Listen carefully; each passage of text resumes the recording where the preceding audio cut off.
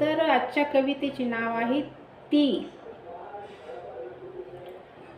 दुधावरच्या साईसारखी मऊ गोरी दिसायची, फुलातून निघतो ना गंध, अगदी तशीच हसायची.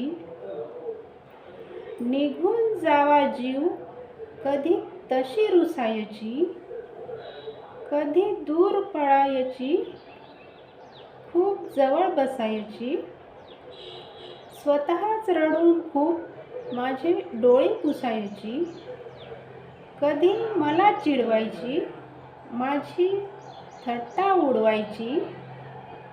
कान धरून माझ्यात भला माणूस घडवायची, आईसारखी भरवायची, राधेसारखी मिरवायची. गोड अर्धा